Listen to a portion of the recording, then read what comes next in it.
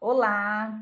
Primeiramente, é um prazer estar participando do 26º CIAED.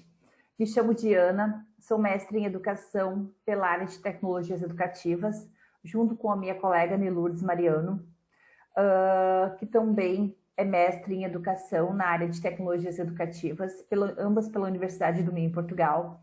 Realizamos um estudo intitulado Os Desafios no Aprender Fazendo, um estudo de caso com professores do ensino médio na prática pedagógica da educação à distância em tempos de pandemia. A justificativa está em relacionar práticas pedagógicas dos professores da educação básica regular no ensino médio, que devido ao isolamento social causado pela pandemia do coronavírus, tiveram que se reinventar para atuar utilizando as TIC no processo de ensino-aprendizagem. O objetivo, então, investigar e apresentar como os professores têm utilizado as ferramentas e recursos tecnológicos e identificar no processo de ensino à distância que competências se fazem necessárias para aprender a ensinar. As palavras-chave utilizadas neste artigo, neste estudo, estão contexto, em função de tudo que está se vivendo no presente momento, ensino à distância, as TIC, né, práticas pedagógicas e as competências. Como fundamentação teórica para este estudo, selecionamos alguns autores como Coutinho, Novoa, Costa, Gil, para a parte de metodologia, Delors, a própria BNCC, a Base Nacional Curricular, o decreto do Ceará, que é onde esse estudo foi realizado, e algumas considerações em relação à própria Unesco. A metodologia, então, foi um estudo de caso, né, de um público específico, de uma amostra específica, né, realizado no mês de junho deste ano. Foi um estudo qualitativo e quantitativo, foi realizado, a entrevista foi aplicada, o questionário foi realizado com 50 docentes do ensino médio de 4 escolas públicas de Fortaleza, no Ceará, contendo um questionário com 10 perguntas objetivas e dissertativas. Sempre se procura a questão de mesclar o estudo qualitativo com o quantitativo, por quê? Na parte qualitativa, nós conseguimos geralmente encontrar ou captar informações bastante ricas que possam e contribuem de forma muito positiva para o desenvolvimento do estudo. Aqui é um dos pontos principais deste estudo em si. Por quê? Aqui se faz um comparativo de quais eram as ferramentas utilizadas nas aulas presenciais, em contrapartida, quais foram as ferramentas utilizadas nas aulas à distância e que estão sendo utilizadas. Então, o computador se usava, né? No entanto, teve um aumento bastante significativo. O próprio notebook, né, sempre se usou como uma possibilidade da preparação de aula e agora ele passou mais ainda, né, ser necessário. O próprio smartphone teve um aumento bastante significativo. O quadro, antes, como um protagonista, né, agora passa a ser algo bastante distante.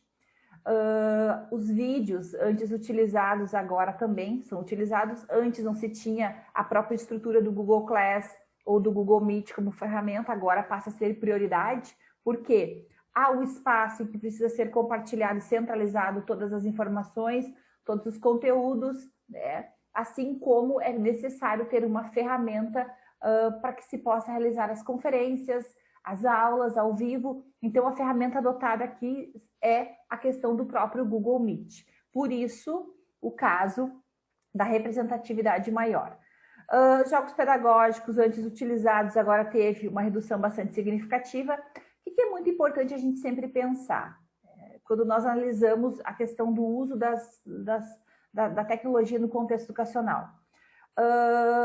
Assim como ocorre nesse estudo de forma muito clara, né, a questão da aderência, a questão da necessidade do professor, do docente, aprender fazendo, ou seja, ele aprende no momento em que ele precisa ensinar. Eu acho que esse é um dos pontos principais, porque até então muitos docentes não tinham conhecimento do uso das tecnologias, a própria questão de usar uma ferramenta que servisse de comunicação em tempo real. Então, tudo isso parecia uma realidade bastante distante. E quando, de repente, a gente se depara numa situação em que todos deveriam saber ou aprender a usar da forma mais rápida, do momento mais preciso possível.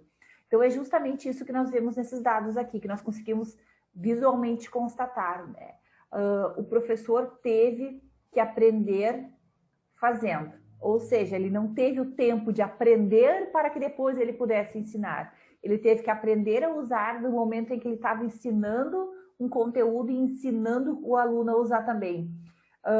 E isso foi uma realidade. Aqui o estudo se dá em escolas públicas de Fortaleza, né? Em 4 escolas públicas, mas isso também é uma realidade bastante próxima de várias escolas espalhadas pelo Brasil inteiro.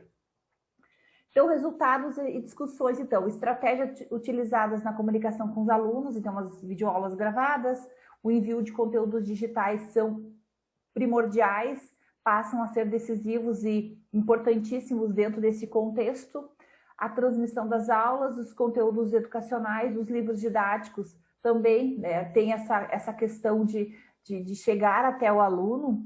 No entanto, o que a gente percebe? Que tudo passou a ser digital. Esse é o ponto principal. Como resultado, então, das discussões, e um dos objetivos era também quais as competências, né? E todo esse estudo foi estruturado considerando sempre o modelo de competências adotado por Costa, que está dividido em pedagógica, tecnológica e profissional e metodológica. Então, no que refere-se às competências pedagógicas, o conteúdo didático disponibilizado para os estudantes estarem à distância, materiais digitais, né, materiais genéricos via rede pelos professores, as próprias videoaulas gravadas, os materiais xerografados, né, para os alunos que não têm equipamento. Então, a gente tem uma outra realidade aí também. A tecnológica, ferramentas, recursos utilizados em aulas às distâncias, a própria questão da aderência ao Google Classroom ou ao Google Meet, a questão do uso do smartphone também passa a ser saber usar de forma com proficiência, digamos assim, com bastante conhecimento, passa a ser essencial, até porque muitos professores talvez era o que de ferramenta tinham. Profissional, então, estratégias utilizadas na comunicação com os alunos, envio de conteúdos digitais, transmissão das aulas, livros didáticos, materiais impressos. Metodológica, desafios do planejamento das aulas, mais horas para planejar, elaboração dos conteúdos. O que esse momento nos representa de forma muito clara? Hoje, o docente ele passa a ter uma carga horária muito maior e muito mais significativa só para a preparação do conteúdo, de achar a ferramenta adequada, de achar o melhor método para o conteúdo chegar até o aluno. Esse tem sido um dos maiores desafios. Então, a busca contínua pela permanência do aluno, a questão de contribuir, né, de estruturar de forma que o professor esteja presente, que ele vença as suas próprias barreiras, mas que essas barreiras muitas vezes não cheguem até os discentes como insegurança. Isso também é um dos grandes desafios. Bom, aqui então chegamos nas considerações finais. Então, contexto emergencial, que é onde, né, este estudo foi desenvolvido, considerando sim, né, a pandemia do novo coronavírus, que veio com sem prazo para nos deixar, sem prazo de término.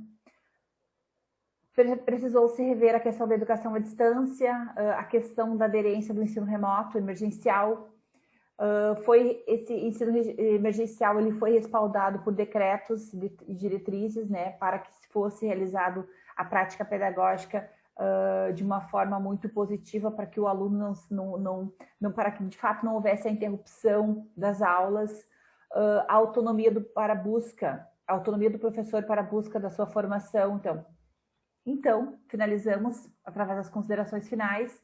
O contexto se trata sobre a chegada do coronavírus, né, o modelo adotado, seguindo respaldos e decretos de diretrizes da educação à distância, do modelo chamado de ensino remoto emergencial, onde autoridades procuraram de forma positiva evitar a interrupção dos estudos.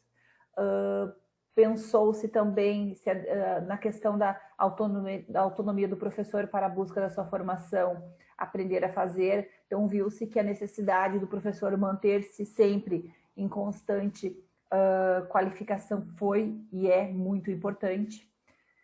E aí tem um dos pontos principais que cercam esse estudo, que está na questão da utilização das ferramentas tecnológicas, que foi um dos maiores desafios que se teve, né? Por parte dos docentes. Muitos não tinham um determinado conhecimento e aí passou-se a ter de forma muito presente, muito imediata, e o desenvolvimento de competências para se reinventar, seguindo o modelo de Costa, já mencionado anteriormente. Então, Costa traz a definição de competências baseada em 4 pontos, né? Assim como outros autores em